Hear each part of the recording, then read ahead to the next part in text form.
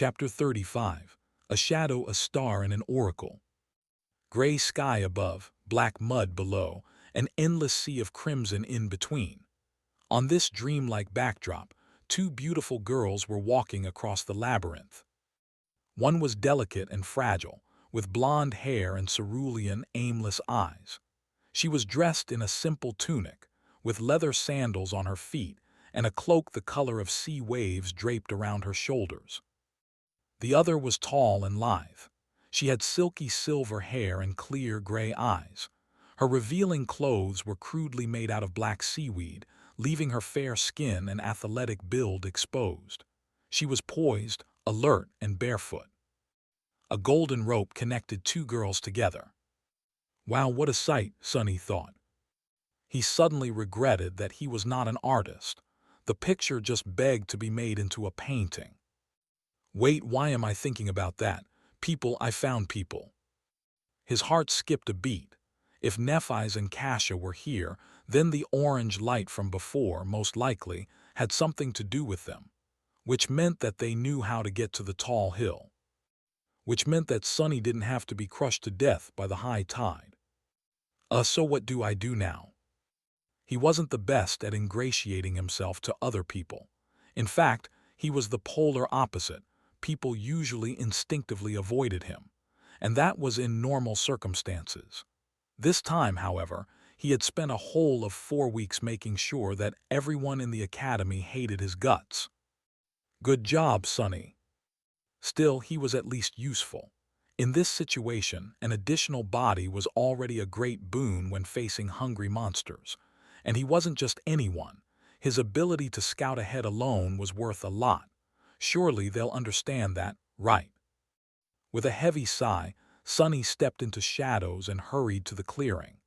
He reached it in a minute or so, hiding and observing the two girls before making a final decision.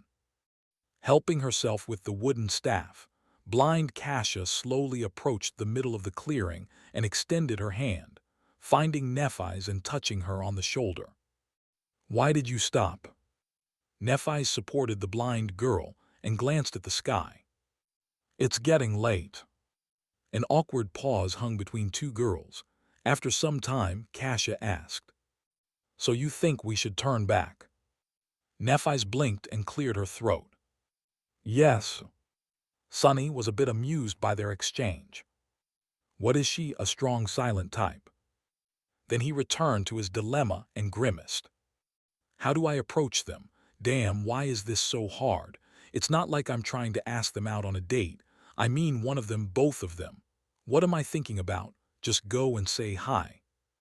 But then, if he suddenly appeared out of the shadows, not at all like a creep, how high was the probability of them getting spooked and attacking him before noticing that he was not a monster? Wait, why would they argue? To hell with this. Deciding on the safest approach, Sonny commanded his shadow to abandon its hiding place and move to a spot where Nephi's could clearly see it. He could clearly sense the shadow rolling its eyes as it obeyed the order. As soon as the shadow started to move, Nephi's suddenly snapped her hand sideways. Immediately, a long sword appeared in it, cutting the air as it assumed a defensive position. Before the shadow could even take 2 steps out of its hiding spot, it was already pierced by Changing Star's gray eyes. The shadow froze. It seemed a bit startled. Kasia took a step back. Neph, what is it? Nephi's didn't answer immediately, carefully observing the shadow. Then she simply said, There's a shadow. Kasia's doll-like face paled. A shadow, scavengers. The tall girl tilted her head a little. No, it's a human shadow. This was clearly not what Kasia expected to hear. With an expression of surprise, she asked, A human shadow? What is it doing? Nephi's hesitated. After a while, she answered in a flat tone, It's waving at us. After a whole minute of silence, Kasia finally found the words to react. What? I said it's waving. Yes, I know. I mean, why is it doing that? Nephi's opened her mouth, then closed it again. I don't know. Maybe it's a distraction to lure us into a trap. At this point, Sonny decided that it was time to talk.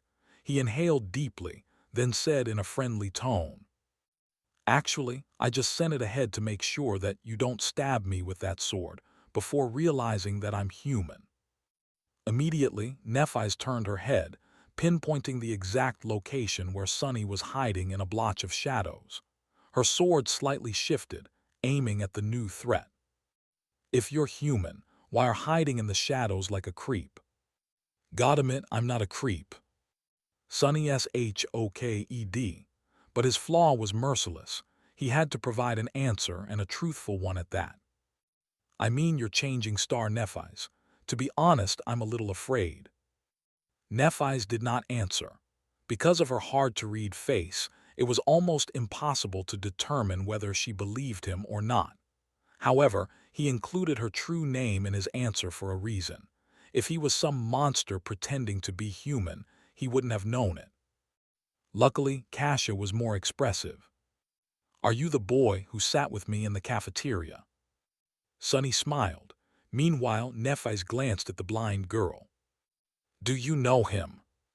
Kasia nodded. "I recognize his voice. His name is Sunless. He was in second to last place in the rankings, right above me." The tall girl frowned as if trying to remember. Then she asked, "The pervert?" The smile disappeared from Sonny's face, replaced by exasperation. "Oh, come on." Kasia hesitated and didn't answer. "Hey, I'm not really a pervert, you know. I just, said a few things to a few girls. It was all a misunderstanding." Nephis was silent for a few seconds and then, finally, dismissed her sword. "Okay, you can come out." Sonny limped out of the shadows, summoning his own back. It flowed to his feet and reattached itself, visibly shaking. The bastard was laughing at him. Stopping a few meters away from Nephis, he raised his hands, showing that he didn't mean the girls any harm. Changing Star gave him an inquisitive look. "What happened to you?" She was referring to his limp, bruises, and overall banged-up look. Sonny sighed. "Carapace scavenger." Nephis raised an eyebrow. "You managed to get away alive." "You bet I did." Sonny subconsciously straightened his back. "I didn't get away, I killed it." To prove his point, he gestured at his rucksack, full of delicious monster meat. Nephis looked him over again, reevaluating her opinion of him. Now there were hints of approval in her eyes. Carapace scavengers were only beasts, but they were still awakened. With the addition of their mighty physique and natural armor, defeating one was not an easy feat for any sleeper, who all had a dormant core, let alone someone from the very bottom of the ranking list. Come to think of it, it was even a bit too outstanding. Sonny lowered his eyes. It was already wounded." Nephis shrugged. "A kill is a kill, you did well." After that she fell silent, as though not planning to say anything else. Sonny also wasn't sure what to say. Luckily, Kasia came to the rescue. "Are you seriously injured?" He shook his head. "No, it's just that my ribs and leg are bruised. I'll be fine in a day or two. My armor is pretty resilient." He wasn't worried that they might be tempted to kill him to get the puppeteer's shroud. That was because memories were destroyed at the moment of their owner's death, so they only could be transferred voluntarily by a living person. Well, there was always torture and blackmail, but he doubted that any one of the two beautiful girls would stoop to that. Sonny cleared his throat. "Before stumbling on the scavenger, I was heading for the tall hill with the massive coral pillar on top, but after the fight, my speed decreased. Now I'm worried about not making it in time. Do you perhaps know the way?" Kasia smiled. "Actually, we spend the last days on that hill. We were just about to go back." Nephis didn't say anything, looking at the sky. Sonny licked his lips. "Well, can I come with you?" "They're not going to say no, right?" The blind girl turned her head to her companion, a clear question written on her face. Nephi's lowered her eyes, staring at Sunny. After a while, she said, "No." "What?" "A problem." "No problem." "What's wrong with you, princess? Can't you speak faster?" Feeling his heart beating wildly in his chest, Sunny smiled. "Well, all right." The rest of the way to the tall hill did not take a lot of time. With Nephi's leading the way, taking all the right turns at all the right places, there was no need to explore the labyrinth and backtrack after encountering a dead end. Additionally, there were no scavengers around. In fact, they could have moved ever quicker if not for Kasha, who walked slowly even with the help of her staff. Guided by the golden rope, she carefully explored the ground ahead before taking each step. The uneven paths of the Crimson Forest were not an ideal surface for a blind person to walk on. Sunny didn't say much, periodically casting an incredulous glance at the strange pair. No matter how he looked at it, Kasha seemed to be dead weight. Perhaps it was cruel to say, but in the merciless reality of the dream realm, misguided kindness was a sure way to end up dead. Before meeting and observing the girls, he still had hoped that Kasha's terrible flaw hid an unexpected and powerful aspect. But from what he saw, it wasn't the case. If she couldn't even walk properly, what kind of power was there to hide? Nothing could outweigh the ruthless fact that the blind girl couldn't protect herself, and thus would only drag her companions down. One had to be a fool or not fond of living to allow that to happen. So, which one of these descriptions suited Nephi's? Somehow, he felt that neither did. The sunset was not far off when they reached the hill. After climbing it and approaching the massive growth of coral, Nephi's dismissed the golden rope and immediately summoned it again. This way, it was untied and appeared in her hands in a neat bundle. Ah, so it's a memory. Sunny wondered what qualities the magical rope had. Soon, his curiosity was satisfied. Right in front of his surprised eyes, the length of the rope suddenly began to increase. Soon, it was thrice as long as it was before. Nephi's calmly tied both ends of the rope into loops and then threw one of them into the air, accurately coiling it around a prominent protrusion near the top of the coral pillar. Then, she tested if the rope would hold, swiftly climbed up and waved from above, giving Sunny the signal to follow. After hesitating for a second, Sunny approached the rope and grabbed it. He couldn't help thinking that this would be the perfect opportunity to cut his head off. With him helpless while climbing and Nephi standing on the top of the pillar, the vivid picture appeared in his mind. Stop being paranoid, Sunny thought, trying to calm himself down. It's not that he was sure of changing Star's impeccable moral qualities. Instead, he was certain of one thing. If Nephi's really wanted to kill him, she wouldn't have needed to wait for an opportunity. She could have just cut him into ribbons whenever.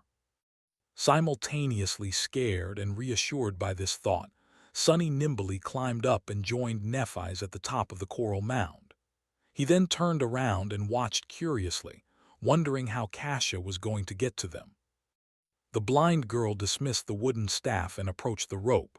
Then she caught it in a hand, traced it down to the loop at the end, and placed her foot inside.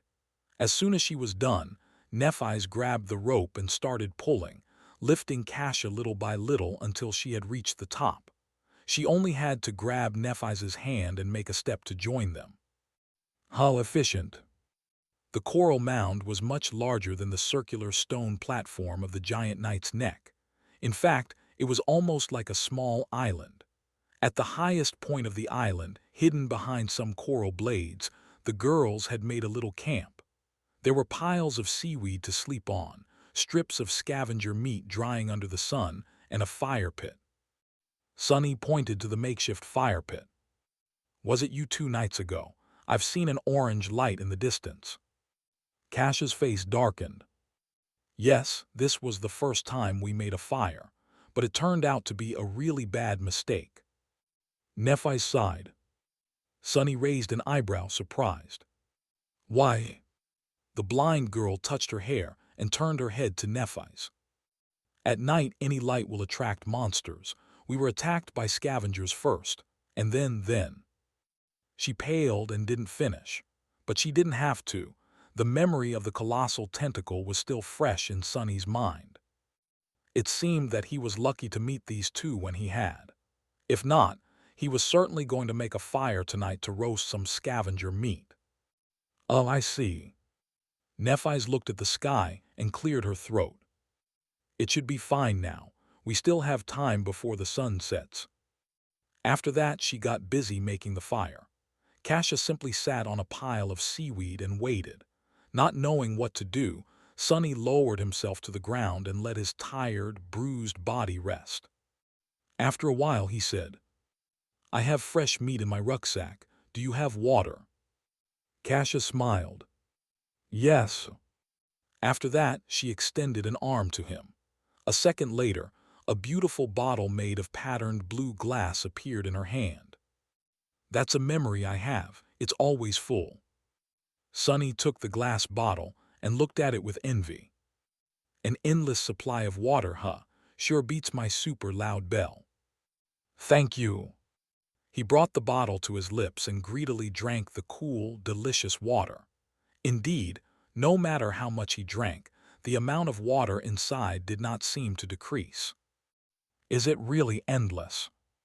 Kasia touched her hair again. Not really. If you turn it upside down and let the water flow, it will stop in half an hour or so, but then it will be full again pretty soon." At that time, Nephi's was already done making the fire. Without looking up, she took Sonny's rucksack and opened it. Immediately, the soul shard rolled out. The tall girl looked at it, then at Sonny. Then she put the shard back in and pulled out the meat. Sonny became tense, preparing a misleading answer, but Nephi's did not ask. So he pretended like nothing had happened and continued his conversation with Kasia. "It's still a great memory. Getting drinkable water is not an easy task." Kasia nodded and smiled, pleased by his words. Soon, the rich smell of roasting meat permeated the air. At the same time, the sun was beginning to approach the horizon. A loud rumble came from somewhere beneath, and first traces of the black water began to appear between crimson walls of the labyrinth. Sonny looked east, where the skis were already growing dark. Then he uncomfortably shifted. "Do scavengers come all the way up here?" Nephi's turned the meat and nodded. "Yes, but only at night. In the day, most of them seem to disappear." Sonny grinned, having an idea of why there weren't a lot of monsters in the labyrinth in the day. "That's because they all gather near the place I had been spending my time recently. You should have seen it, the tall cliff to the west of here. Well, it's actually a statue." Kasia opened her eyes wide. A statue, but for you to survive it should be." "Yes, it's a giant statue of a knight at least 200 meters tall. He is missing his head, so I hid on top of the neck. Anyway, the day we were sent here, two sea creatures fought each other near that statue. When the water receded, I saw an enormous carcass lying there, with hundreds of scavengers slowly tearing it apart." Nephi's nodded.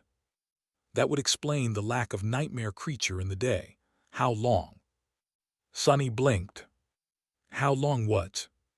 Changing Star stared at him for a few seconds, making everyone feel uncomfortable. "How long? Until they are done devouring the carcass." "Oh, one day more too at most." Nephi's turned away, took the meat away from the fire, and then quickly extinguished it. "There's definitely something wrong with that girl." The three of them ate in the dimming light of the twilight. The meat was juicy, tender, and indescribably delicious. It was better than anything Sonny had ever tasted, even back in the Academy's cafeteria. Of course, his excruciating hunger played a part in that.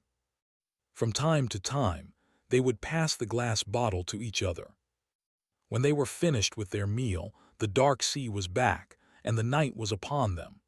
Everything was consumed by absolute darkness. Of course, Sonny could easily see both Nephi's and Kasia. Under the cover of the night, Changing Star remained pretty much the same. The blind girl, however, allowed her true emotions to show, thinking that no one would see.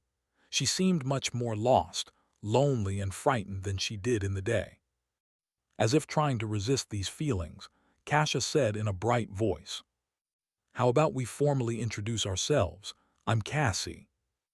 Nephi's glanced in her direction and shrugged. Neph. Next, it was Sunny's turn. He exhaled, glad that they didn't ask his name directly. Most likely, he would still have been able to provide his human name.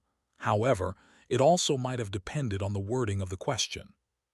Relieved, he smiled and answered, "I'm Sunless, but you can call me Sunny." Sunny was slowly growing fond of having conversations in the dark. Without the burden of light, people were more relaxed and honest. It reminded him of the frequent blackouts that used to sweep through the city when he was a little kid. His family had no choice but to huddle together and spend a few hours doing nothing but talking to each other. Now, these dark hours had become some of his most precious memories. He was silent for a few moments and then said, "Since we're going to be depending on each other, should we share what abilities and memories we have at our disposal?" This was a logical suggestion. If they were going to fight side by side, knowing each other's strengths was more or less vital. Still, he noticed Nephi's glancing in his direction with a guarded look on her face. Luckily, he was obscured by darkness. "I'll start," Sunny said, both to show his sincerity and to reveal information about himself in a controlled manner. If he took the initiative to talk, he still had to tell the truth, but how much and to what extent was still for him to decide. If they were to ask and he had to answer, however, things would become unpredictable. "My attributes give me an affinity to shadows. I also have a slight affiliation to divinity. Lastly, I am prone to finding myself in unlikely situations." Cassie listened carefully, and then lowered her head as though embarrassed. He is telling the truth, not that we doubted your honesty." "Why not? I spent so much time earning the reputation of a pathological liar." Sunny cleared his throat and smiled, hiding his nervousness. "Really, that's good to know, but why are you so sure that I am being honest?"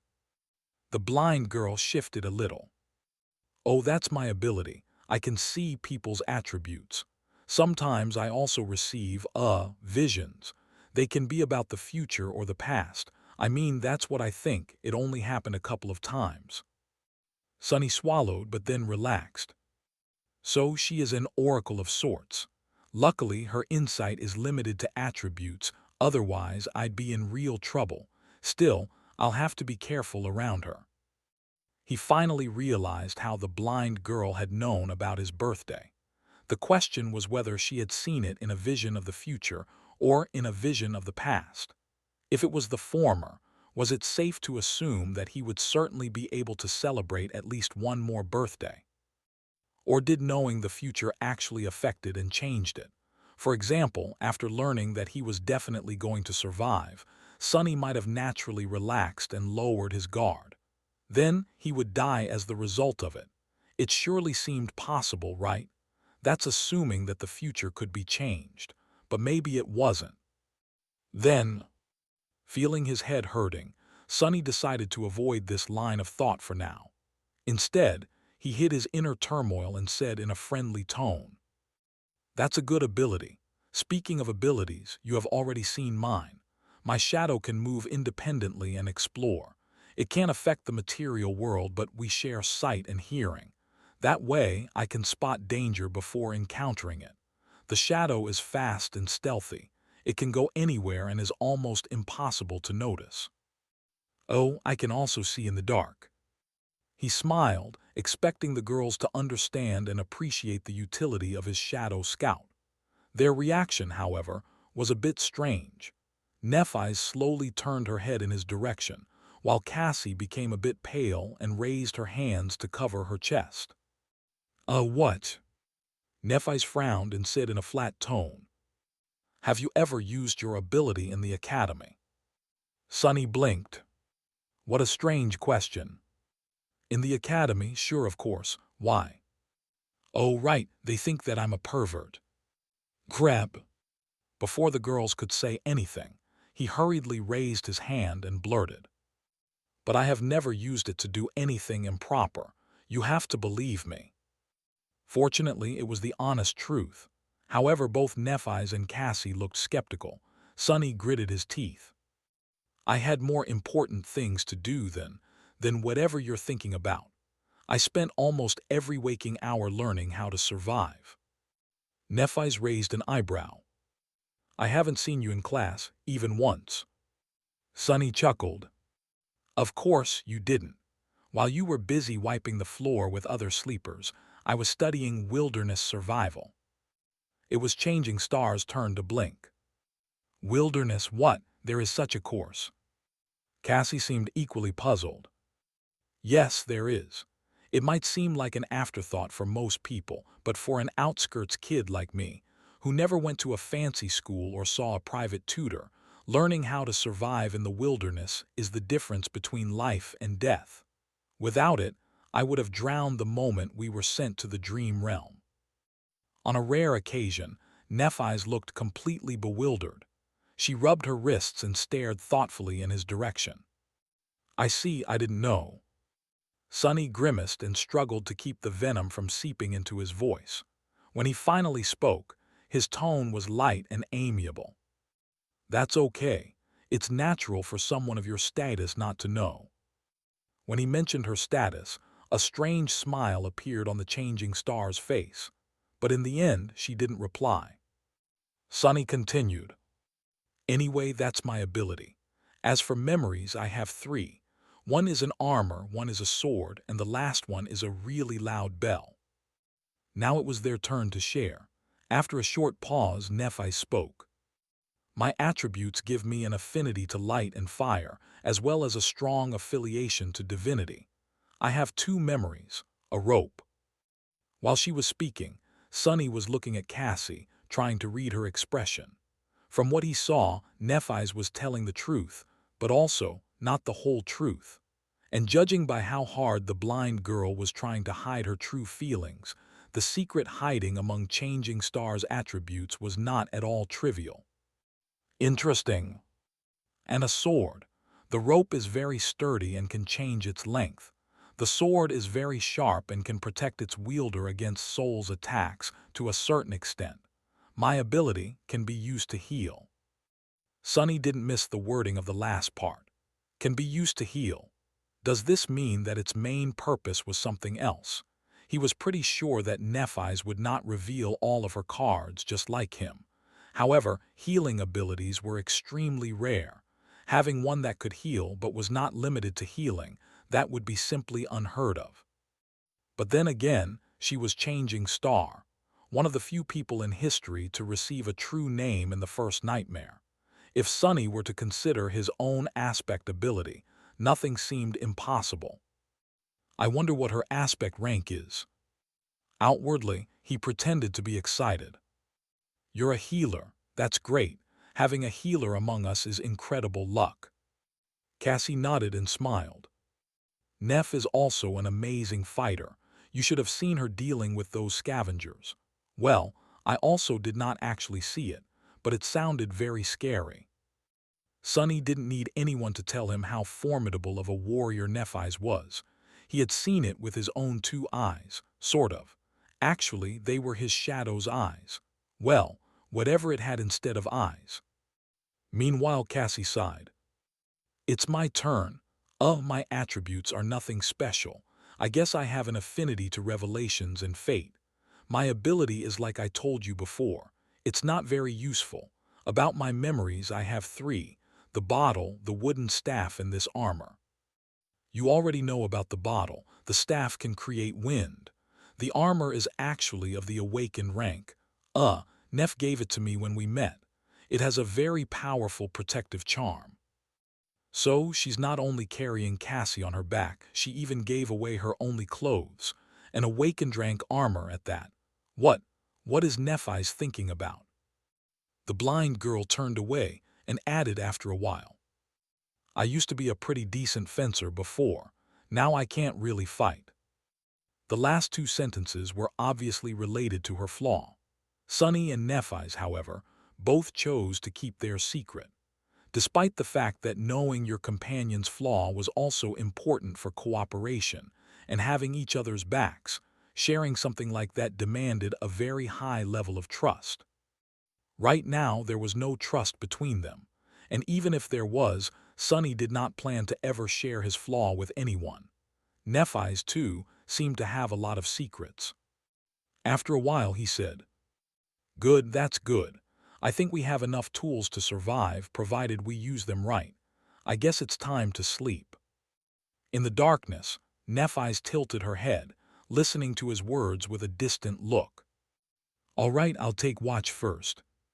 Sunny decided to be helpful and said, "Actually, my shadow doesn't sleep. It can wake us up if something happens." Changing Star slowly smiled.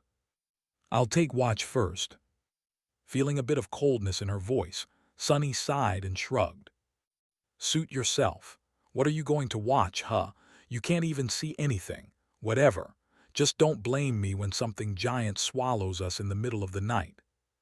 Then he suddenly shuddered. "Wait, that was not a death flag, right? Right. Of course not. No way." Sleep was avoiding Sunny. For a while he sat silently in the darkness, listening to the calming rumbling of the waves. In this rare moment of respite, memories of the past few days came flooding into his mind. However, he was too tired to seriously think about anything. He was warm, full, and relatively safe. For now, that was more than enough. Soon, the rhythm of Kash's breathing changed, indicating that she fell asleep. Nephi's was guarding the camp, motionless and, as always, a bit distant. With her silver hair and fair skin, she looked like an alabaster statue. Sunny sighed. He struggled for a bit and then said quietly, "Hey, can I ask you a question?" Nephi's glanced at him and shrugged. The lack of an audible response clearly indicated that she remembered about his ability to see in the dark. "Sure. Would it be too personal?" Sunny hesitated. "I thought you legacies come into the spell with a whole inherited arsenal of memories. I mean, that's supposed to be your main advantage. How come you only had 3? Nephi's was silent for a few moments. "Actually, I only had 2. The rope came from Cassie." He raised an eyebrow. "Oh, I see." Realizing that her answer wasn't really an answer, Nephi's thought for a while and added, "We lost most of our memories when my father passed away. The ones that remained were sold one by one over the years to keep the family afloat. This sword and armor came from my first nightmare." So that's how it was. Sunny realized that the fall of the Immortal Flame clan might have been more thorough than he had thought. Still, something about it didn't make sense. Surely, with your clan's reputation and standing, there were other ways to make money. Without any strong reaction, Nephi simply said, "There were other reasons." Then she unexpectedly turned her head in his direction. "Can I ask you a question in return?" Sunny swallowed. "Yeah, go ahead." Nephi's tilted her head. "How did you know that I'm a legacy?" "What, that's it?" "Simple, I heard Castor mention it. He was scolding other sleepers to make them treat you with respect." She gave him a nod and turned away. What thoughts were hidden behind her calm gray eyes, Sunny did not know. Some time had passed before he gathered enough courage to ask the question that he really wanted to ask. Before doing it, though, he made sure that Cassie was sound asleep and lowered his voice. "Can I ask another question?" Without getting a negative response, he continued, "Why are you burdening yourself with her?" A corner of Changing Star's mouth curled up slightly. "Why wouldn't you?" Sunny gritted his teeth, feeling the flaw pushing the truthful answer out of his mouth. "No." To be honest, he wanted to believe to the last moment that the answer would be yes. But one of the things he had lost after the nightmare was the ability to lie to himself. Truth was merciless. It's not that Sunny did not pity the blind girl or didn't want to help her. It's just that he knew with certainty that it was simply not something he could do. He was barely able to save himself, let alone carry a helpless person across the dream realm. If he tried, they would just die together.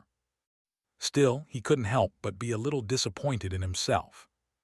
Nephi's, however, did not seem to judge him. She showed no reaction at all. After a few moments, she simply said, "Because I want to." Because she wants to. That was not the response Sonny expected to hear. He was pretty sure that she would either lecture him about virtue and compassion or disclose some obscure way to make Cassie's seemingly weak ability incredibly useful. However, she did neither. Nephi's expected him to believe that she was putting her life in danger, to the point of sacrificing an awakened armor-type memory, because that was something she simply wanted to do. Ridiculous. At first, he dismissed her response as a non-answer, but the more he thought about it, the more disturbed he felt. Because maybe it was actually the truth. Due to the circumstances of his life, Sonny had never really done things because he wanted to. Most of the time, he was doing them because he needed to. It was never a question of want. It was always a question of must. For him, this was a basic rule of life. But was it really? Or was it just a matter of perspective? Nephi's had certain advantages in her upbringing, but they weren't as ample as he had imagined. She had no wealth and no arsenal of relics to empower her. However, she did have a mentality that was different from Sonny's. It wasn't impossible for her to have the audacity to disregard need in favor of something as frivolous as desire, and do things that a normal person like Sonny would never do. Like helping a blind girl simply because that was what Nephi's wanted to do. Perhaps that mentality was the greatest advantage of all. Perhaps that was the real barrier that separated legacies from the rest of them. That was a lot to think about. However, before Sonny could gather his thoughts, Nephi suddenly spoke again. "My turn." Does she mean it's her turn to ask a question? Indeed, that was what she meant. Changing Star once again turned to Sonny and after a long pause suddenly asked, "Do you know the legend of Odysseus?" What who? What sort of a weird question is that? Bewildered, Sonny shook his head. Then, remembering that she couldn't see him, he said, "No." Nephi sighed and turned away. A few moments later, she softly said, "Odysseus was a hero in an ancient war. In the legends, some humans back then had powers akin to the awakened. Achilles with an aspect of indestructible body, Diomedes that was so ferocious even the god of war was wary of him, Ajax who was as strong as a giant. Odysseus was not the strongest and not the bravest. However, he was the most cunning." Sonny blinked, staring at the silver-haired girl. Where did this come from? Why is she suddenly so eloquent? Meanwhile, Nephi's continued. In the end, Odysseus's cunning ended the war and he prepared to sail home. However, the gods cursed him to endlessly wander the seas, never to return. Over the years, he survived one horror after another and lost all of his companions. Then, shipwrecked, he found himself on an island where the beautiful fairy, Calypso, lived.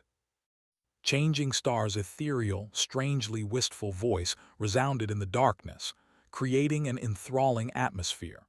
Sonny couldn't help but listen with the utmost attention. Calypso fell in love with Odysseus and invited him to her palace. For many years they lived together in harmony. The island was like a paradise, filled with all kinds of wonders, delicacies, and delights. As long as loving Calypso was by his side, Odysseus was even immortal. But the longer he stayed, the more time he spent sitting on the shore, looking at the sea with bleak eyes. Nephi smiled. In the end, Odysseus built a makeshift boat and abandoned the island, leaving all its delights, the beautiful fairy, and even his immortality behind. So my question is, why did he leave? Sonny blinked. What? What kind of a mind game was that? He even considered that Nephi's was mocking him, but it didn't seem to be the case. It looked like she was sincerely interested in the answer. Weirdo. He thought for a bit, and then said without too much conviction, "Maybe it was because he was far away from home." A fleeting smile appeared on Nephiz's face. Far away from home, him all right. After that she turned away and lowered her head, becoming like a statue again. It seemed like their conversation was over.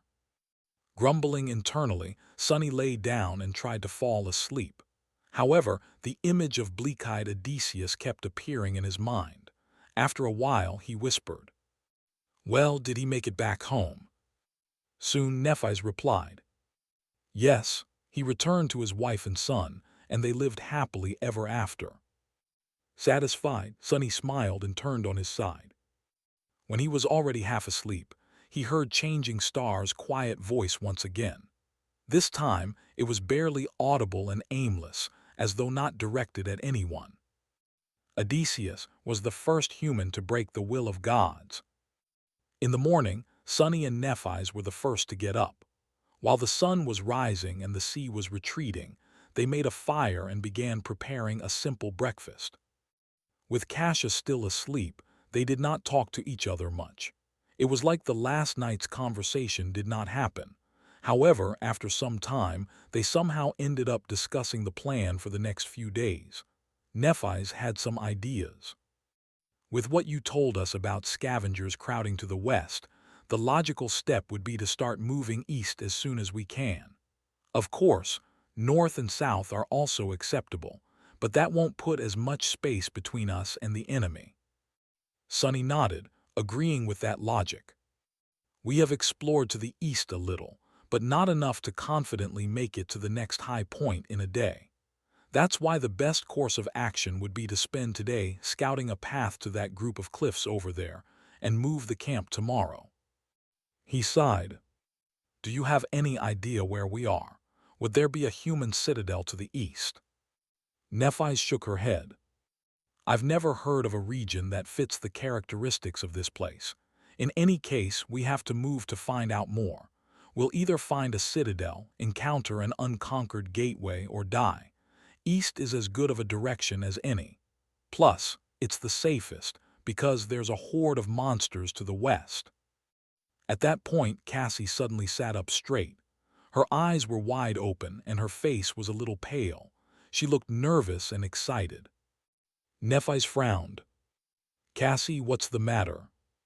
The blind girl turned to them and smiled. A vision, I had a vision.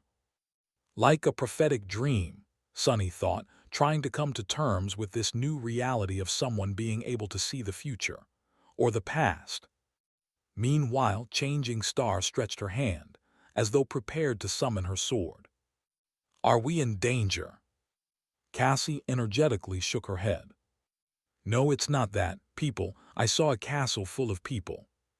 She smiled and pointed with her finger. I don't know how far it is, but I'm sure that it's in that direction. Sonny and Nephis looked at each other, not knowing whether to be glad or petrified. Cassie's small, delicate finger was confidently pointing west. In the ensuing silence, the smile slowly disappeared from Cassie's face, replaced by confusion. Feeling the sudden tension, she asked, what's wrong? Sonny sighed. No, nothing is wrong. It's just that that direction is the one we wanted to avoid. After some thought, he added, That's where I came from yesterday. There's a lot of scavengers down there. The blind girl's face fell. Oh. Nephis, who was quietly listening to them, gave him an indecipherable look and finally spoke. Tell us more about the castle. A shadow of the previous excitement returned to Cassie's eyes. With a serious nod, she began describing her vision. I dreamt of a vast, ruined city built of weathered stone. It was surrounded by tall, impregnable walls. Various monsters were wandering its narrow streets. In the center of the city, there was a hill, and on that hill stood a magnificent castle. She smiled. But there were no monsters in the castle. Instead, it was full of people. I'm sure that they were awakened. Some were guarding the walls, some were going about their lives without a care in the world. There was food, safety, and laughter. Well, that sounds great. If this castle really existed, then all of their problems would be solved. Sonny cleared his throat. Did you see anything else? Cassie frowned, trying to remember. Then her face cleared. Yes, I saw Sonny leading me through the gates of the castle. That means we will make it. A brilliant smile appeared on her doll-like face, beaming with so much joy that Sonny couldn't help but curl his lips. Inwardly, however, he was stuck on a certain detail of Cassie's vision.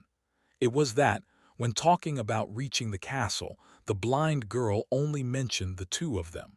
Was there some meaning behind it? Sonny turned his head a little and secretly glanced at Nephi's, trying to discern if she had picked up on that little discrepancy, too. Changing Star, however, was as enigmatic as ever. Without showing much emotion, she thought for a while and then slowly nodded. Okay, then we will go west. While the sea was still retreating, they had their breakfast and then spent some time planning for the journey and preparing to abandon the temporary camp. In the process, Sonny had a chance to get to know the girls a little better.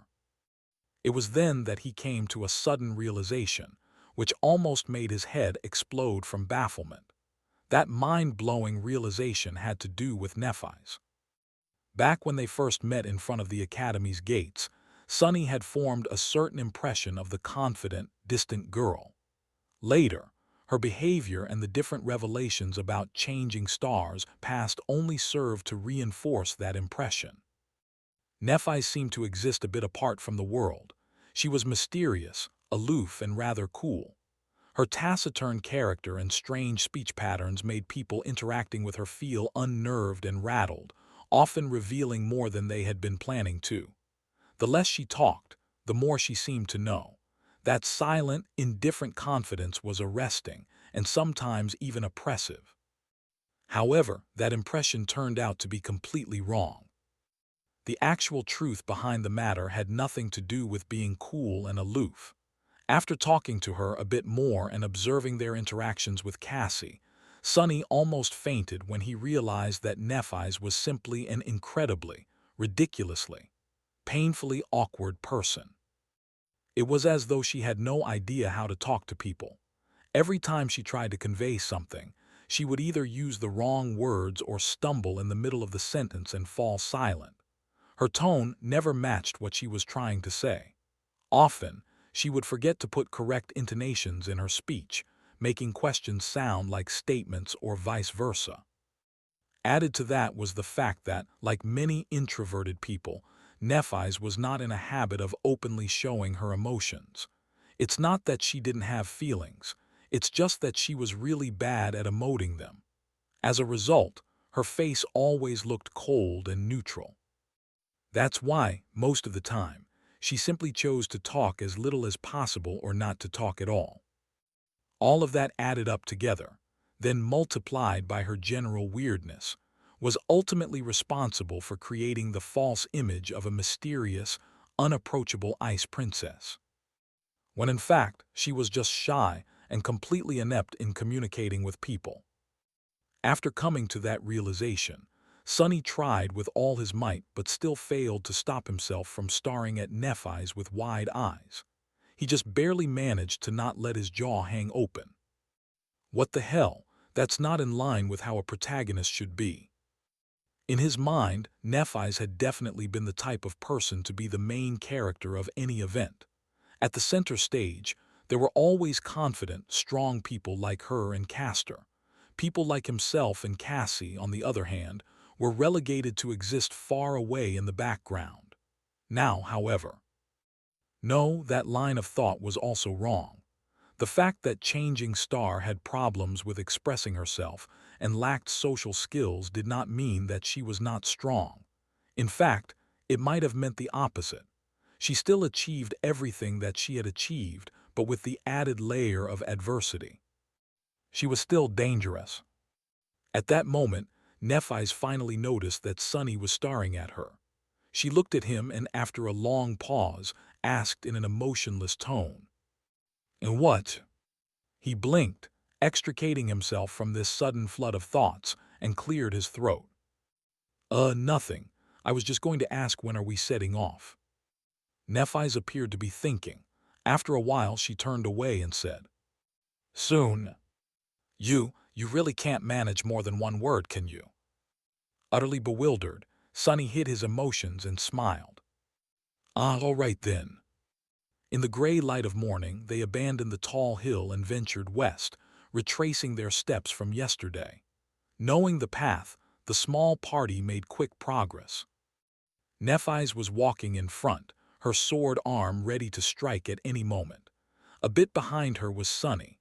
This time, the responsibility of holding the golden rope and guiding Cassie along was entrusted to him. Of course, the actual creature. Leading them was his shadow. It scouted ahead, carefully observing the labyrinth for signs of danger. The labyrinth was just as it was before, confusing and seemingly endless. Crimson blades of coral protruded from the black mud, creating a vast, tangled forest. However, today something about it felt different. It wasn't long before the shadow stumbled onto a mass of hulking, hungry scavengers. "Halt," Sonny whispered, observing the group of scavengers through his shadow. As soon as the word left his lips, Nephi's immediately summoned her sword. After studying the surroundings for a second, she turned her head and glanced at him with a question in her eyes. Kasia, meanwhile, froze in place and hesitantly raised her staff. Sonny counted the monsters. 1, 2, 3, 5. Curses! The hulking beasts seemed like the losers of the pack, similar to the one he had killed. However, their wounds were not as pronounced and terrible. Each of them was much more of a threat than the mangled one from before, and there were half a dozen of them at least. "There are scavengers on the path ahead, 6 of them. They're slowly moving in our direction." Nephi's cast a gaze forward. There was a calculating look on her face. "They're done with the carcass." Sonny thought for a moment and then shook his head. "No, I don't think so. But maybe there's not enough meat for everyone anymore, so some stragglers had no choice but to leave with an empty stomach." Nephi's nodded and gestured to a nearby branching path. "We'll circle around them." The 3 sleepers hastily moved forward and changed paths, giving a wide berth to the group of monsters. Tense and grim, they continued walking, trying to stay on course and not get lost in the labyrinth. However, in the next hour, they had to turn in a random direction again and again, avoiding other scavengers. The distance between them and the giant statue was not shortening at all. At some point, they were catching their breath near one of the numerous dead ends of the Crimson Labyrinth. They had no choice but to wait, since a large number of creatures was moving past their hiding spot, separated from them by a long length of a twisting coral passage. Sonny sighed and shook his head. "We can't go on like that. At this rate, we'll never make it to safety before sunset." Cassie was the first one to react. Maybe we should turn back." That was a reasonable suggestion. However, Sonny felt reluctant to agree. Nephi shared his thoughts. With a blank expression, she said, "It will only get harder tomorrow." She was right. By tomorrow, there would be even more scavengers flooding the labyrinth. "Then what should we do?" Changing Star tilted her head, thinking. After a while, she turned to Sonny. "Fight. Fight against dozens of those monstrosities." Was she crazy? Sonny tried to hide his derision as he spoke. "I know that you are skilled with the sword, but have you forgotten that each of those things is a whole rank above us? We won't survive in a fight against many." Nephi's nodded. "We avoid large groups, cut down smaller ones." After a moment she added, "If there's 1 or 2 of them, there's a chance." Sonny wanted to retort but couldn't find a good reason. In the end, he gave up. "Fine." Nephi stared at him for a while. Then she suddenly asked, "Have you studied the corpse of the scavenger you had killed?" What was that supposed to mean?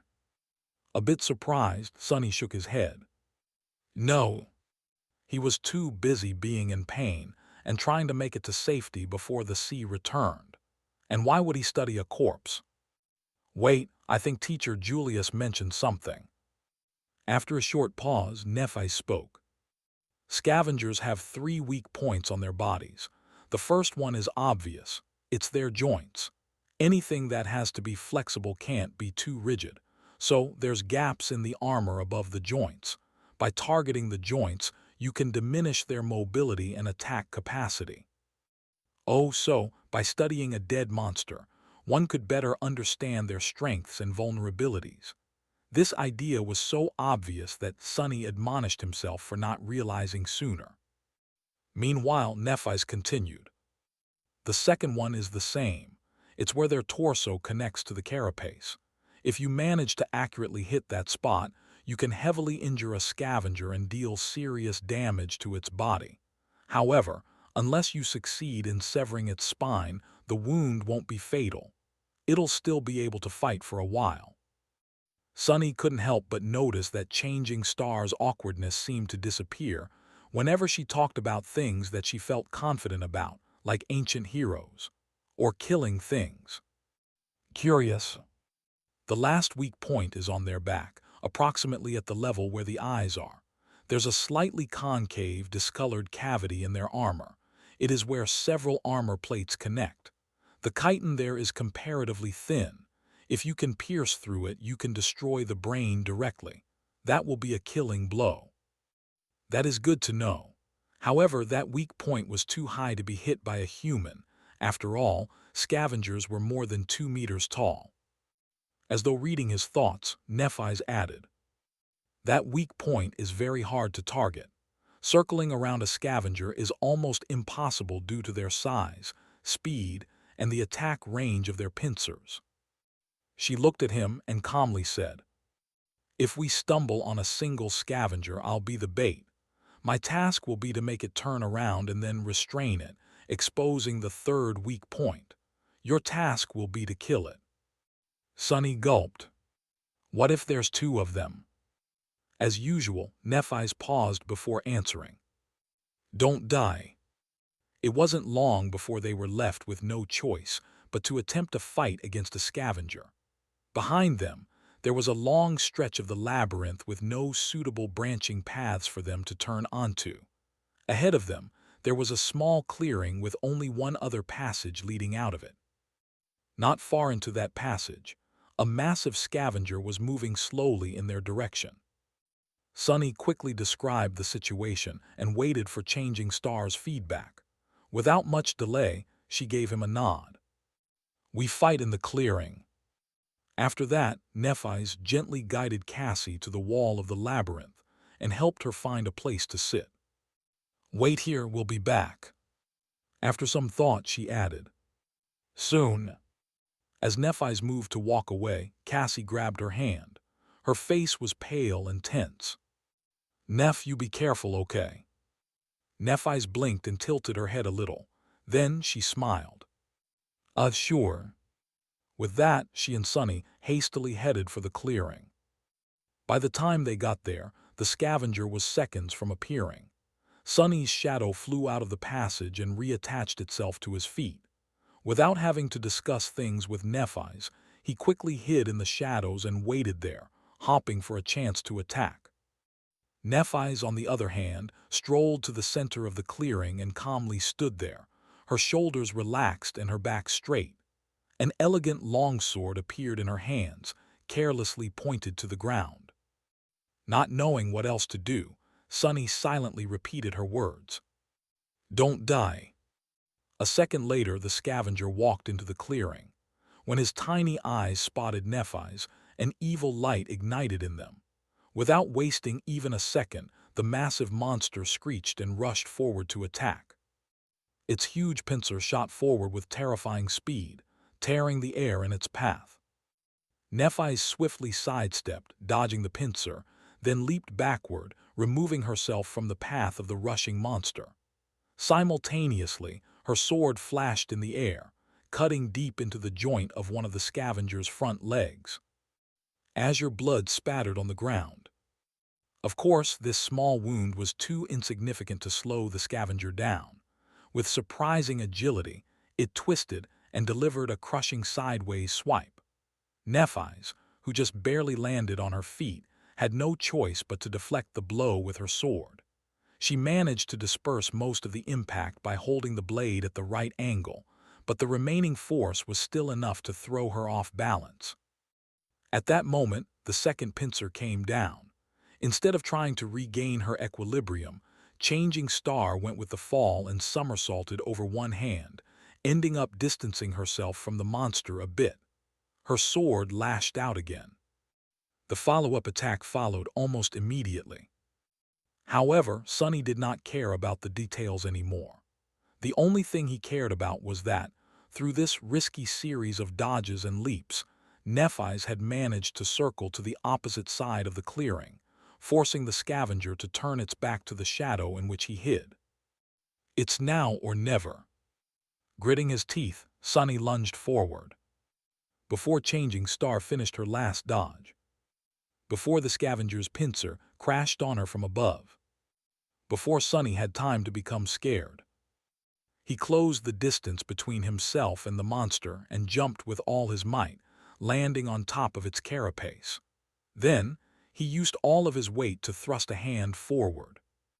Azure blade shimmered into existence in his grip and was immediately swallowed by the shadow.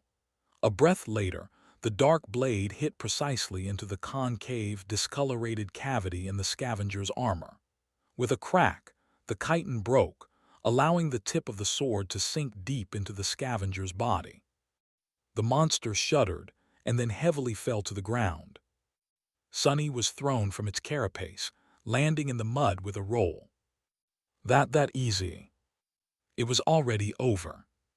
As though to answer him, the spell's voice resounded in the air. You have slain an awakened beast, carapace scavenger. Your shadow grows stronger. Sunny was sprawled in the mud, looking at the sky. He didn't even have to catch his breath since the whole fight took less than 10 seconds from start to finish. No one was dead, wounded, or even bruised, well, with the exception of the scavenger. It was completely out of his expectations. He glanced at the monster's corpse to make sure that it was actually dead, then summoned the runes and took a look at the number of shadow fragments in his possession. Shadow fragments, 161000. It was actually true. The mighty awakened beast perished just like that, and although Nephi's did most of the work, he was the one to deal the killing blow. Why can't it always be so easy? Sunny got back on his feet and dismissed the azure blade. Then, he remembered the words Masterjet had once told him, no one can survive in the dream realm alone. Back then, he noted her advice but didn't really believe it. After all, he had always strived to be self-sufficient, not allowing himself to depend on anyone. In Sunny's mind, this was the true meaning of strength. However, now he was beginning to suspect that this logic was flawed. Indeed, having someone to share your burdens meant the difference between heaven and hell here in the dream realm. If he was alone, fighting against a single scavenger might have been the end of him. Similarly, even though Nephi's was far more skilled than Sunny, it would have been extremely hard for her to defeat the armored monster alone, being that its weakest point was out of her reach. But together, they had accomplished it with relative ease. The whole was greater than the sum of the parts. In other words, there was strength in numbers that surpassed individual power. In that sense, being able to depend on a group was not a sign of weakness, but, on the contrary, an important facet of personal strength. Lone wolves would always be at a disadvantage.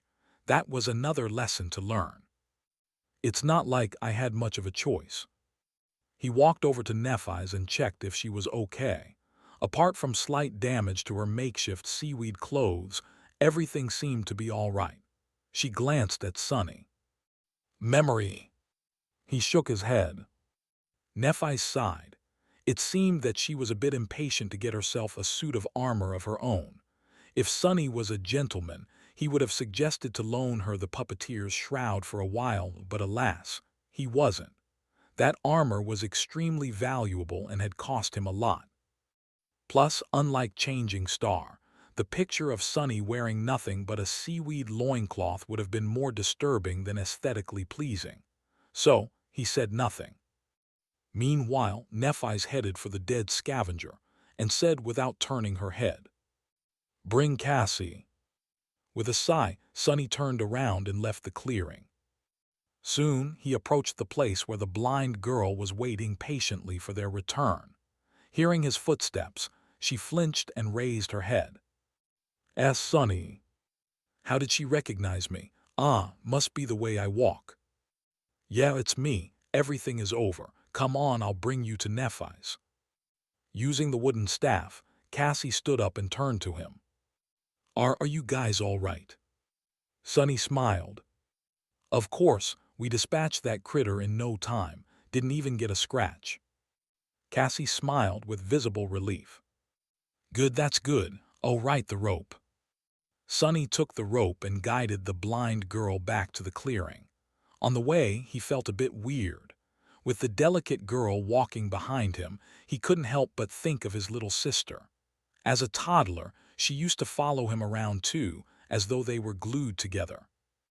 As the familiar pain stabbed him in the heart, Sunny gritted his teeth and tried to think about something else.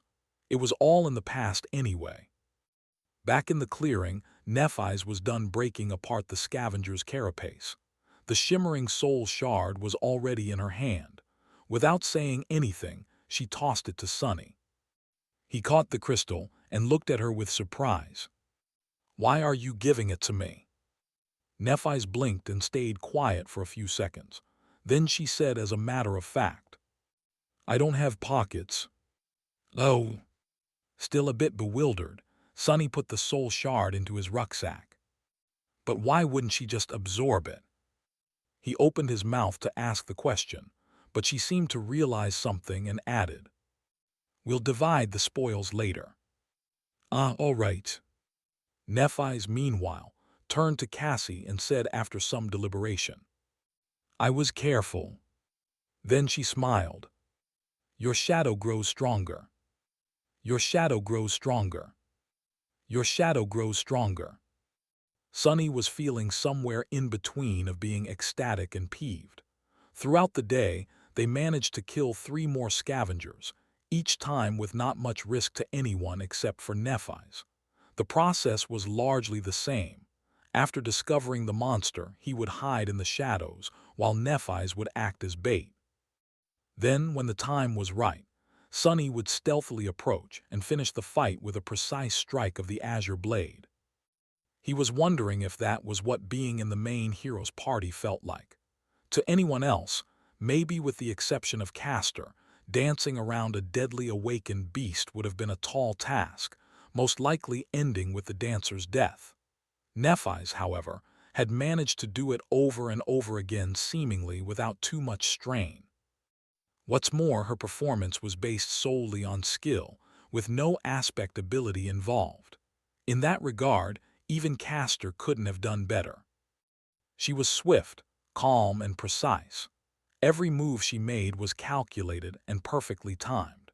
She seemed to innately understand the flow and logic of combat, which gave her the ability to roughly predict what actions the mindless beasts would perform in the next seconds. Then it was just the question of physical prowess to evade and even manipulate them to a certain degree. Sunny had always known that skill and experience were more important than raw power, but by watching Nephis, he vividly understood just how vast the difference between them was. Even though his divine aspect allowed Sunny to exert more strength and speed than Changing Star, in an actual fight, he would never stand a chance. Of course, he was also an important part of every encounter. His role as the finisher was not trivial, and not just anybody would have been able to accomplish 4 kills with 4 strikes. Even though Sunny was not taught any elaborate techniques, he was still a somewhat experienced fighter. He had good physical coordination, combat intuition, and most importantly, a cool-headed mentality. Not to mention the fact that they were only able to ambush the scavengers so effectively, due to his shadow scouting them out in advance. All in all, it was an almost equal cooperation. Still, Watching Nephi's fight was nothing short of sobering. Trying not to get too dejected, Sunny summoned the runes. Shadow Fragments, 221000. 8 fragments today, pretty excellent.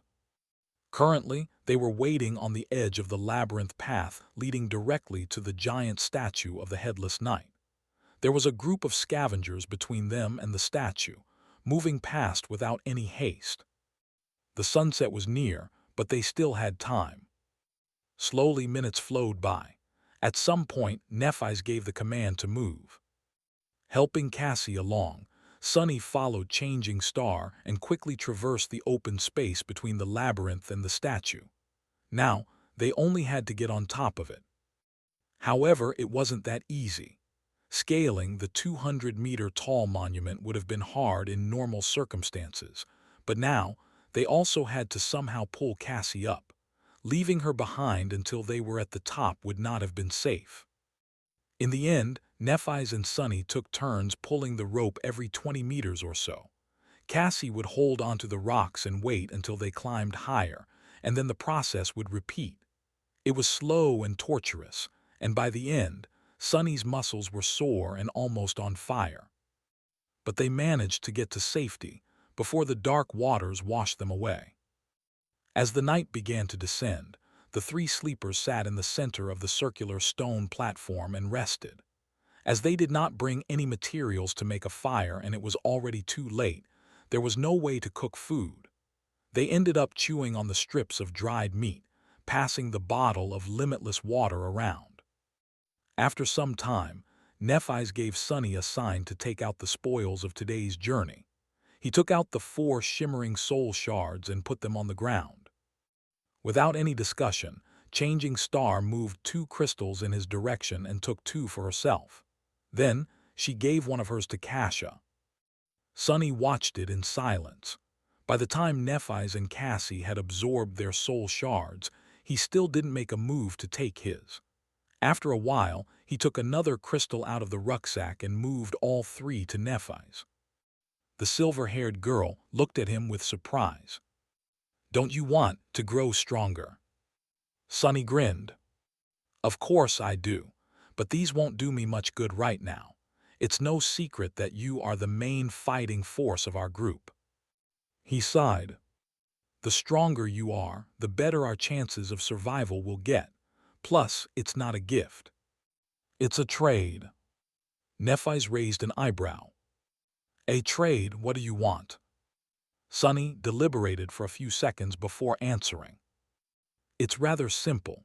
I will give you these soul shards, and all other soul shards I earn on the way to that castle." Then he looked her in the eyes and said, "In return, you will teach me how to fight." Nephi's looked at him and contemplated. This time, she remained silent longer than usual. Sunny felt a bit nervous under her gaze, knowing that he was being evaluated. With Changing Star's skill and insight, it wasn't hard to imagine just how much she had gleaned from his battle performance. Both his current level and future potential must have been pretty much laid bare in front of her. Were they enough to make teaching him worth her while? After some time, she took the soul shards and nodded. "Okay." Sunny smiled, congratulating himself on a successful deal. Not only did he receive a lot while not losing much, but he had also managed to create a bit of a favorable impression of himself in the eyes of Nephi's and Cassie. As far as performances went, this was a great one. "So when do we start?" Nephi shrugged. Now. Sunny glanced at the sun, which was already almost gone. Were they going to train in complete darkness? It wasn't really an obstacle for him. Changing Star, however. "We will start with some words. That will be enough for today." After hesitating a little, she added, "Cassie, you listen too." Sunny and Kasha turned to Nephi's, listening to her like 2 obedient students. Despite the fact that their age was more or less similar, both knew that, in terms of martial prowess, their companion had authority that was as beyond theirs as a dragon's might was beyond that of a worm. Nephi's thought for a while and then said, Mastery of combat can be divided into two aspects. One is body and the other one is mind. Training the body is not easy, but it is rather simple. All you need is repetition and experience. In a fight, things happen too fast to consider every detail in the moment. That's why your technique must exist in your muscles and bones, so much so that it almost becomes an instinct. She paused. You can achieve initial results through repetition. Then, it must be cemented through experience. The more battle experience you have, the deeper a technique will be assimilated into your body. There is no other way. 1,000 hours of training won't be as impactful as one real fight. Only those who survive countless battles can be truly in command of the body. That simultaneously made a lot of sense and no sense at all. On the one hand, the principle of improving through practice was quite logical. On the other hand, Changing Star's statement made it seem like all those lofty legacies with their years of training were nothing but harmless children. After all, no matter how good their tutors were, they had no real battle experience. But then again, she did wipe the floor with every one of them, excluding Castor, with no apparent difficulty. So maybe her statement was true. That, however, posed a question of its own. Just what kind of life had Nephi's led to possess rich battle experience at the tender age of 18? Should I stop calling her princess? Meanwhile, Nephi's continued. Training the mind, however, is not simple at all. That is because, once you reach a certain level of skill, the mind is where the true combat takes place. The outcome is often decided before your body begins to move. And to master the mind, the first step is to understand the essence of combat. However, very few people truly do. She looked at them and asked, "What do you think that essence is?" Sonny hesitated. The essence of combat, what might it be? If it was some other legacy, he would have been tempted to say something stupid like honor, valor, or duty. But he already knew that Nephi's did not fit into the image of a noble aristocrat he had in his mind. She wasn't someone who followed empty words. After a minute or so, Cassie finally answered, "Victory." And almost at the same time, Sunny said, "Survival." Changing Star shook her head. "No." Then she rubbed her neck and pierced them with a cold, fierce gaze. "The essence of combat is murder." Cassie flinched and opened her eyes wide. Sunny frowned a little. Nephi's, however, did not seem to care. In the same calm tone, she continued, "At the core of it, there is only this. You are trying to kill your opponent, and they are trying to kill you. In the end, one of you will be killed, and the other one will be the killer. Everything else is just noise." Her words sank deep into Sunny's heart and reverberated there, causing something inside of him to resonate and awaken. Style doesn't matter. Weapons don't matter. Reason and intent do not matter. The only thing that matters is to be the last one standing. In this way, anything you do in combat must be viewed as only serving one of two purposes, either to kill your enemy or to prevent the enemy from killing you. Nephi's lowered her eyes. If you can understand that, you will have enough clarity to master the mind. After that, Sunny couldn't fall asleep for a long while. He lay on the cold stone, looking into the darkness and thinking about what Nephi's had taught them. Repetition, experience, clarity. These were the three keys to becoming a fearsome warrior. All three were important, but the last one was the most vexing. Was it really how Changing Star had said? Was there nothing at the core of being a warrior than a cold will to kill? Intuitively, he felt that it was indeed so. This ruthless truth was, in a sense, an amalgamation of all his life experiences. After all, for someone like him, life was nothing but a constant battle for survival. Someone always won and someone always lost. The former got to live for a few more days, the latter, no one cared what happened to them. Of course, life was life and combat was combat. To most people, they weren't one and the same. But what about the awakened? The sole purpose of their existence was to fight against the nightmare creatures. Very few could escape that fate. After coming to the academy, Sunny allowed himself to think that he had escaped the fate of always having to struggle at the edge of survival. But now, it seemed like he had just exchanged one battle for another. This was an uncomfortable thought. However, if he looked at it from a different perspective, did it actually mean that he always had a crucial advantage? Most of those chosen by the spell were forced to somehow adjust to this merciless way of life. But he had always lived like this. Was he actually one of the few perfectly suited to be an awakened? With this thought, Sunny fell asleep. In the early morning, he was awakened by a piercing scream. Sunny was on his feet even before fully waking up. Somehow, Azure Blade was already in his hand. His shadow was hovering beside him, ready to either wrap itself around the sword in case he needed to attack or around his body, in case it was already too late for that. He tried to understand what was going on. Nephi's was nearby, her longsword raised in a defensive stance. Cassie. Where's Cassie? Fearing what he might see, giant tentacles reaching for them from the darkness, he looked around. The eastern horizon was just beginning to show the first hints of dawn, adding a tiny shade of gray to the blackness of the world. In that blackness, there were no signs of danger. Finally, he saw Cassie. The blind girl was stumbling at the edge of the platform with a horrified expression on her face. With her blonde hair in a mess, she was stretching her hands out, clearly lost in space. Of course, there were no walls for her to find. The platform was open to the elements, and the only thing waiting for Cassie was a plunge into the dark, tumultuous waters. Before Sunny knew what he was doing, he was already running. That wasn't a very smart thing to do, after all. He did not know what had caused Kasia to scream, and if there was some hidden danger nearby. Plus, it was still too dark for Nephi's to see.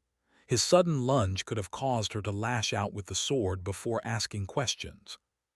All of these were good reasons to wait and observe first, but in an uncharacteristic and completely irrational manner, Sunny acted before thinking.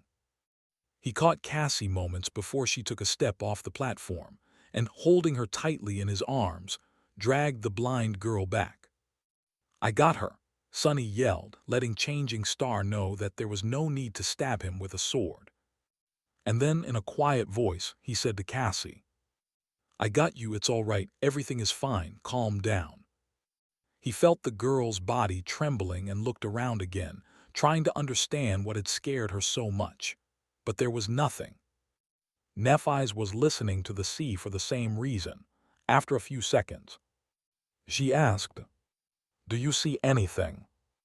Sunny helplessly shook his head. "No." He helped Cassie sit down in the center of the platform. While Nephi stood guard above them, he looked the blind girl over to make sure that there were no wounds on her body. Everything seemed to be fine. "She's not hurt anywhere." Changing Star looked down. Although her face remained indifferent, he could tell that she was a bit flustered. After a second or two, she asked in something that might have been her version of a calming tone.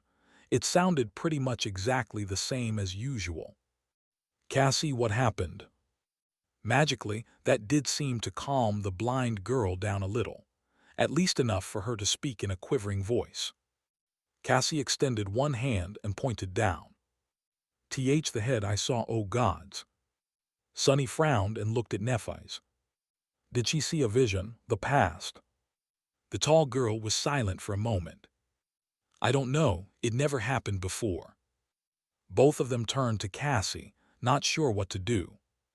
Since there was no apparent danger around, they took turns trying to calm the horrified girl down. However, after that one sentence, she fell quiet and refused to speak again. Nothing seemed to help. After a while, Nephi sighed. "Let's leave her be for now. Maybe she needs time." Sunny was about to retort, but truth be told, he didn't have any ideas either. In the end, he just nodded. "Okay, I'll keep an eye on her." Changing Star, however, had other ideas. As the sun was rising and the surging sea was receding, Nephi's chose to give Cassie some space and led Sunny to the edge of the platform. However, she made sure to always have the blind girl in the periphery of her vision. Kasia sat hugging her knees. Her eyes were closed, but small tremors that periodically ran through her body betrayed that she was awake. Sunny's eye twitched. "Are you sure it's okay to leave her like this?" Nephi's gave him a complicated look. "Yes." Then, after some thought, she added, "Cassie is strong." Sunny wasn't sure how to answer. If Changing Star considered someone to be strong, then they most likely were. However, strong was the last word that came to his mind when he thought about the delicate, beautiful, blind girl. Wasn't she someone who constantly needed their help? But then again, there were different kinds of strength. Kasia was still alive and sane despite her debilitating flaw. How many people could have done the same? "If you say so." Then Nephi's made him summon the azure blade. After studying it for a while, she nodded and took her longsword out of the air. Despite its size, it was an elegant weapon. The narrow, double-edged blade was much longer than that of the azure blade, with an incredibly sharp, symmetrical tip. The whole blade, as well as the simple cross-shaped guard and the pommel, seemed to be made out of silver and reflected the pale morning light. The handle was tightly wrapped in black leather. Putting the two swords side by side, Nephi spoke. "Your sword can be used with one hand, but its true potential can only be revealed when held in both. It is created primarily for cutting and severing, hence the higher center of gravity. However, it can thrust as well." Then she gestured to hers. "My sword is a bit more versatile. It is created for both cutting and thrusting, and it has a double edge.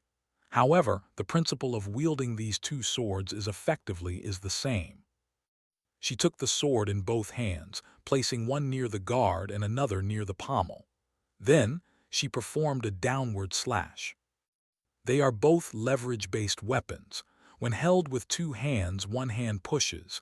She pushed the sword down with the hand near the guard, while the other hand pulls. The hand near the pommel simultaneously pulled the handle up, giving the blade a tremendous boost in speed. This is how you generate force and perform powerful strikes. Now, your turn. Sunny looked at his sword and gripped it with both hands, mimicking Nephi's pose. Then, he raised it and slashed down, making sure to enhance the force of the strike with his lower hand. Changing Star observed him. "You need to understand that a strike doesn't come from the hands. It comes from your whole body. Power comes from your feet, your hips, your core, your shoulders, and is only then transmitted to your hands. Like this." She demonstrated the downward slash again. This time, Sunny paid attention to the overall stance and movements of every part of Changing Star's body, as opposed to only the sword. He wasn't a novice to fighting. Instinctively, he already knew how to deliver a proper punch, even if, before, there wasn't a lot of strength in his body. The principles of striking with a sword were largely the same, so Sunny quickly understood the overall concept. He performed the simple downward slash a few more times. After each time, Nephi's gave him pointers and corrected his mistakes. Sometime later, she was finally satisfied with his form. "Good." Sunny smiled, proud of his achievements. Nephi's looked at him thoughtfully and nodded. "Now do it 1,000 more times." The smile froze on Sunny's face. 1,000? Did she say 1,000? He blinked. Sorry, how many times?" Changing Star tilted her head and thought for some time. "Well, we don't have much time today, so yes, only 1,000. Ha ha ha, only 1,000, eh?" Sunny forced himself to sound polite. "I see, all right." As Nephi's walked back to sit with Cassie, he turned to the sea and raised his sword. 1. The azure blade whistled as it cut the air. He raised it again. 2. Push and pull. This is how you generate force. 3. Strike with your whole body, not just your hands. 4. As Sonny raised his sword and slashed down, over and over again, only one thought eventually remained in his mind. Repetition experienced clarity, repetition. By the time he was done performing 1,000 strikes, Cassie was finally ready to speak. With pretty much every muscle in his body sore, Sonny walked over to the girls and fell on the ground. After catching his breath, he looked at Kasia. "Cassie, do you feel better?" Several seconds later, the blind girl slowly nodded.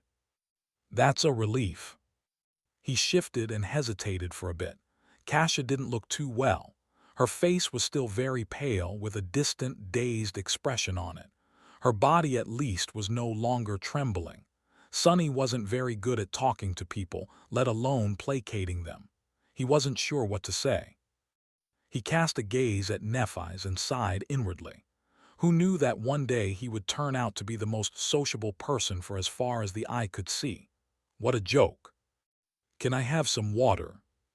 Cassie turned to him and scowled, as though confused by the question.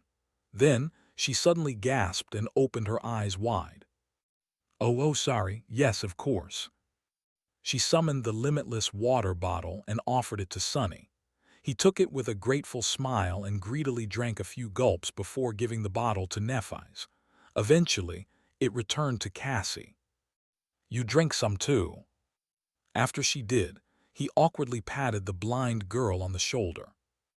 "Everything seems to be fine now. Did you dream of another vision? You can tell us if you want." Cassie hesitated for a bit before saying, "I don't know, maybe it was just a nightmare." Sonny and Nephi's exchanged glances. They both doubted that what Cassie saw was a simple nightmare. After all, people usually did not dream in the dream realm. The blind girl, meanwhile, continued. "I don't really remember. It's all in fragments." Sonny carefully considered his words, not wanting to pressure Cassie too much. "You can just tell us what you remember. Maybe we'll be able to make sense of it together." Kasia sighed and tentatively nodded. After a long pause, she finally found the courage to speak. "At first I saw a boundless darkness locked behind 7 seals. Something vast was churning in the darkness. I felt like if I directly saw it, I would lose my mind. As I watched, terrified, the seals broke one after another until only one remained. And then that seal broke too." She trembled a little. "After that, I don't know. It was as though my mind shattered into 1,000 shards, each shard reflecting its own image.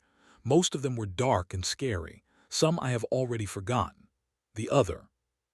Cassie fell silent, remembering. "I saw the human castle again. Only this time it was at night. There was a lonely star burning in the black skies, and under its light, the castle was suddenly consumed by fire, with rivers of blood flowing down its halls.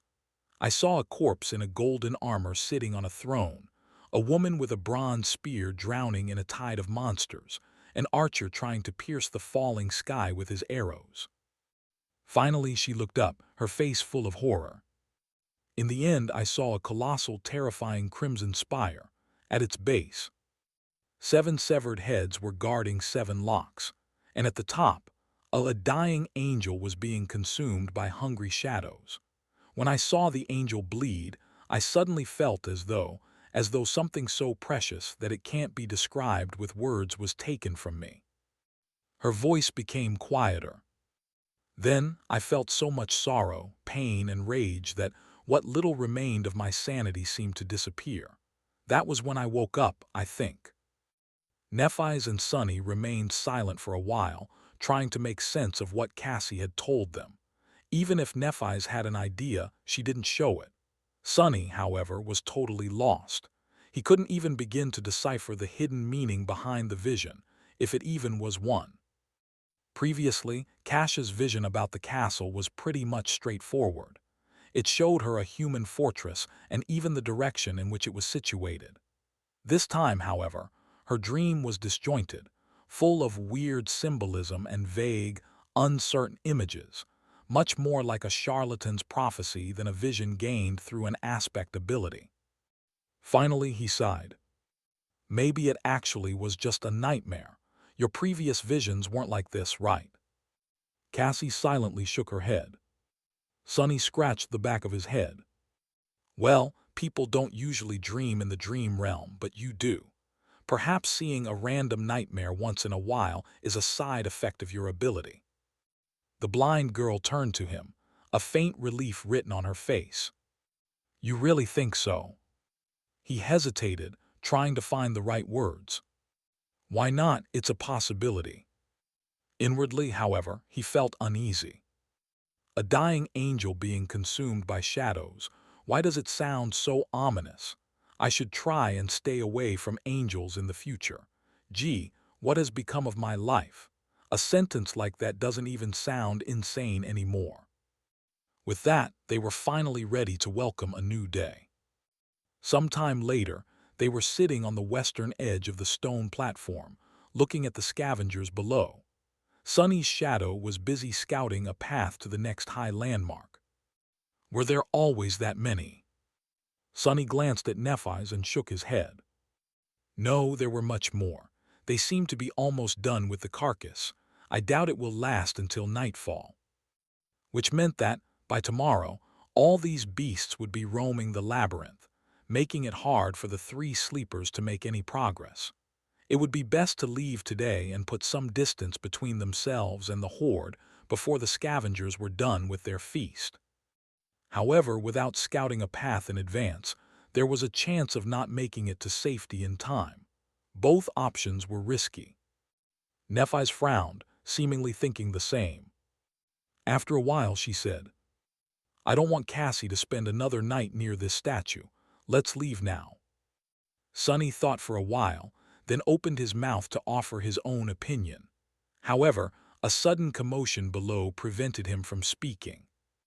Down at the bottom of the disappearing sea, amidst mounds of broken coral, the carcass of the giant shark-like monster, the remaining half of it, to be precise, was almost stripped of meat, and between its white bones something was shimmering in the mud. Two extremely large, luminescent crystals. Sonny's eyes widened. Are those? Yes, shards of two transcendent soul cores. Transcendent, two of them.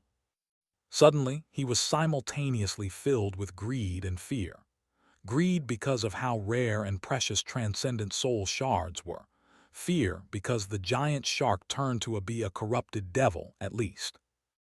One corrupted devil, if not stopped by a saint or a large number of awakened, could potentially destroy an entire city. Sonny belatedly realized that he was much closer to death on that first night than he had previously thought. Should we wait and listen? He stared at Nephi's and then obediently listened to the distant, barely audible clamor of the scavengers. After a while, he noticed some disharmony in it. Nephi's suddenly tensed up. There. She pointed in the direction of the labyrinth. After concentrating on it, Sonny was finally able to notice two massive shadows stepping out of a particularly wide passage. A second later, the creatures casting those shadows appeared in sight. Sonny gulped. Damn!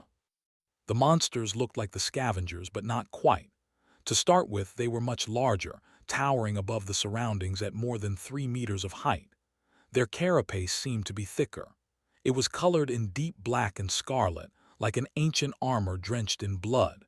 Here and there, vicious-looking spikes were growing out of the carapace, making their every move much more dangerous. Additionally, instead of heavy pincers, their upper arms ended with long, curved, terrifying bone sides. Sonny felt cold sweat running down his spine. What the hell are those things? Nephi's tilted her head. Monsters, I guess. Nightmare creatures with one soul core were called beasts. They were dangerous and strong, but mindless. If they were able to develop or were created with a second core, they became monsters. Monsters were much more devastating and possessed some rudimentary, warped form of intelligence. They were the next step in a nightmare beast's evolution. And these two seemed to be bigger, deadlier versions of carapace scavengers. Sunny and Nephi's watched as the two monsters approached the carcass. The scavengers were visibly afraid of them, rushing to get out of the way. Those who were too slow were mercilessly thrown to the side or cut apart by the bone sides. Rivers of azure blood were flowing into the mud. What are they doing? Did they come to absorb the soul shards? Finally, the monsters reached the carcass. Each of them took one of the shards. However, instead of absorbing them, they simply turned around and carried the precious crystals away. The scavengers made way, following the shards with their little, hungry eyes. Sunny blinked and looked at Nephi's. "Do we still leave now?" Changing Star frowned and hesitated. A few moments later, she shook her head. "No, we'll go tomorrow." Then she turned west and observed the retreating monsters. "Get your shadow to follow these two back." Because of the shadow fragments Sunny had absorbed in the last few days, the range of shadow control has increased a little. However, it was still far from being enough to explore deep into the labyrinth. He only got the general direction in which the two large monsters were moving. They were going west. After telling this to Nephi's, there was pretty much nothing else for him to do. In the end, Sunny decided to simply rest. The next day was promising to be full of hardships and danger, so it was in his best interest to let his body recover as much as it could. Some time later, Sunny was lying on his back, staring at the gray sky. Cassie was sitting beside him, lost in her thoughts. Nephi's was meditating. At least that's what it looked like. She might as well have been asleep for all Sunny knew. After a while, Cassie turned to him. "Sunny." He tilted his head to look at her. "Yeah." The blind girl hesitated. Do you think we'll be able to return home?" Sunny glanced at her and furrowed his brow. A few seconds later, he turned away and looked at the sky again. "Sure." Cassie smiled. "You really think so? Why? What's with all these questions?" He sighed and tried to find the right words. "Because of her." He pointed at Nephi's, knowing that Cassie won't see it. There was no one else on the stone platform, though, so it was pretty obvious who he was referring to. "I'm also not someone to die easily. In fact, I'm willing to bet that you couldn't have found a better duo of sleepers to escort you across the dream realm. If anyone can survive this, it's us. So, yeah, I think that our chances of making it back are pretty high." Cassie suddenly giggled. "Aren't you a little too full of yourself? You were in the second to last place." Sunny shrugged. "That's only because someone smart told me to keep a low profile. Otherwise, I would have ranked higher." Then with a grin, he added, "Much higher, third to last at least." The blind girl couldn't help but laugh. The melodic sound of her laughter made Sunny feel much better. He had not heard anything like that ever since coming to the dream realm. It was nice to see that people were still able to preserve a bit of mirth even in this hellish place. Come to think of it, this was the first time he heard Cassie laugh at all. Back in the academy, she was always dull and bleak. After this sudden outburst, Cash's expression slowly turned wistful. A few seconds later, she asked, "What do you miss the most about home?" Sunny tried to think of something, but failed.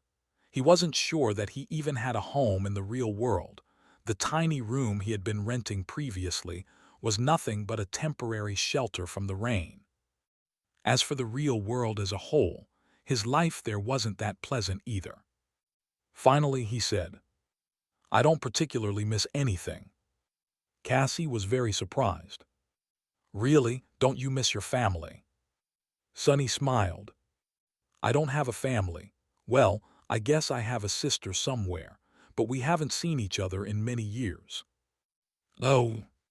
The blind girl fell silent. Several seconds later, she said quietly, "I miss my family the most." There was longing and sadness in her voice. Sunny didn't know what to say, so he stayed silent. "Mom and Dad must be really worried about me right now." No, actually, they wouldn't be worried. They would be heartbroken. They must think that I'm as well as dead already. Sunny glanced at her and sighed. You seem to care about them a lot. Cassie turned to him in confusion. Of course, isn't it normal? Sunny stared at the gray sky. The wind smelled of rain. After a while, he said, I wouldn't know. In the evening, Nephi's made Sunny perform the 1,000 strikes again.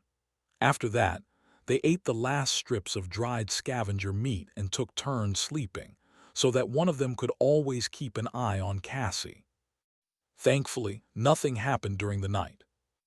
When the morning came and the dark sea retreated, they prepared to leave the giant statue. Nephi's was the first one to climb down. Before that, she had a few words to say. Today will be different from before. There will be much more scavengers roaming in the labyrinth. We might not be able to create an ambush or avoid fighting several of them at once. She looked at Sunny. If anything happens, your job is to bring Cassie away. We can retreat by using passages that are too narrow for the scavengers. If we get separated, proceed to the high point by yourselves. Don't wait for me. Do you understand? With a somber expression, he gave her a nod. Nephi's returned it. Good, time is of the essence, so let's go. With that, she began the descent. After Nephi's reached a point 20 or so meters below them, she found purchase and waited. Using the golden rope, Sunny lowered Cassie down.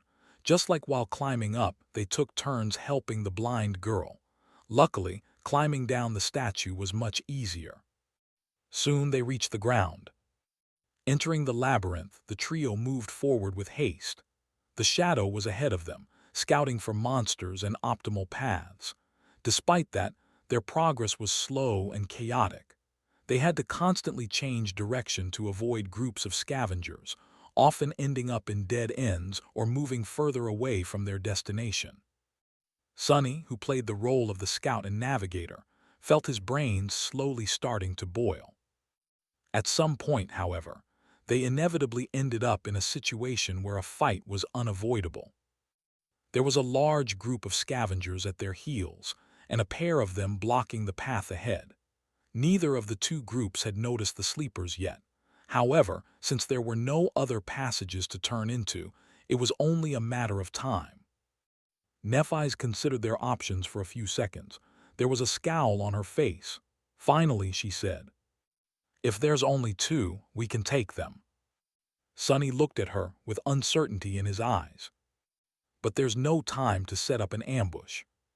He wasn't quite sure how they could fight two scavengers at once. Despite how good of a teacher Nephi's was, he only practiced with the sword for a day. Facing against a scavenger alone was risky. Changing Star shrugged. It's almost the same. I'll attack first. You follow behind in the shadows and finish one off once they turn. Then we kill the second one together. The whole plan was based on the assumption that Nephi's could survive under the onslaught of two scavengers, both attacking her simultaneously. Sunny was very impressed by her prowess, but he wasn't sure that it was possible. There was a large probability that Nephi's would die. He still remembered that she wasn't present in Cassie's first vision. But what else could they do? A bit rattled, Sunny gritted his teeth. All right. After a short pause, Nephi summoned her sword. Then she stepped forward. Thanks for watching. Please subscribe and like the video and comment down if anything wrong in the story. And if have any suggestion to a new novel or want next part of any series, comment down. Our target is to get 1K subscriber. There will be SUPRISC for all of you. Stay tuned.